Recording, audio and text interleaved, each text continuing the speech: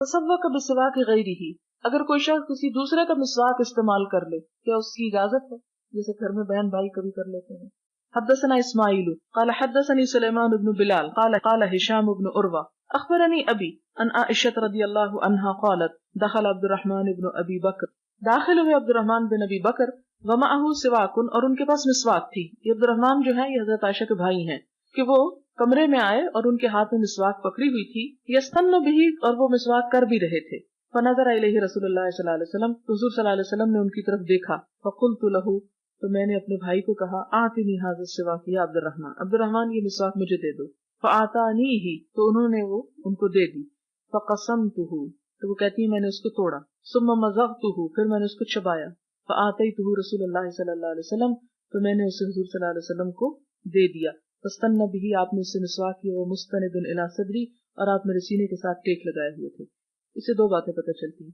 एक तो ये है कि हजरत आयशा इंतहाई ज़हीन थी कि सिर्फ हुजूर सल्लल्लाहु अलैहि वसल्लम की नजर मिसवाक पे पड़ने से पहचान गई कि आपका दिल चाह रहा है मिसवाक करने को। इसको कहते हैं कॉमन सेंस, कि इंसान जबान से बुलवाने की बजाय दूसरे की निगाहों का पैगाम समझे कि कोई क्या कहना चाह रहा है। और जितनी ज्यादा ये चीज डेवलप हो जाती है उतनी दूसरे के साथ ताल्लुकात जो है वो ज्यादा खुशगवार हो जाते हैं।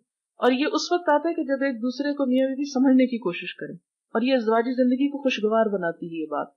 फिर उसके बाद आप देखें कि दूसरी बात क्या पता चलती है कि उन्होंने हुज़ूर सल्लल्लाहु अलैहि वसल्लम को वो दिया और चबा के दिया, क्योंकि आप बीमार भी थे तो मिसवाक जो होता है वो सख्त होता है और उसको करने से पहले उसके रेशों को नरम करना पड़ता है।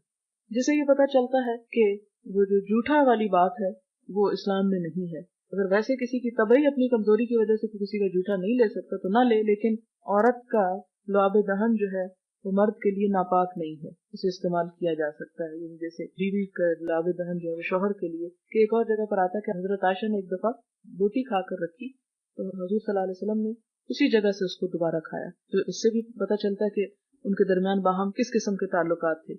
फिर इसी तरह एक और बात यहाँ से ये पता चलती है कि हुजूर सल्लल्लाहु अलैहि वसल्लम बीमारी की हालत में हजरत आयशा पर टेक लगाए हुए थे और उनके भाई अंदर आते हैं तो हुजूर सल्लल्लाहु अलैहि वसल्लम उसी हालत में लेटे रहते हैं। यानी इससे क्या पता चलता है कि अगर शौहर अपनी बीवी के साथ बैठा हुआ है तो दूसरों से डरने की जरूरत है। हमारे माशरे में तो ये है कि एक जगह पर खाने की भी इजाजत नहीं होती मियां बीवी को। अमूमन इस चीज का रवाज है कि इसको बड़ा मायूब समझा जाता है।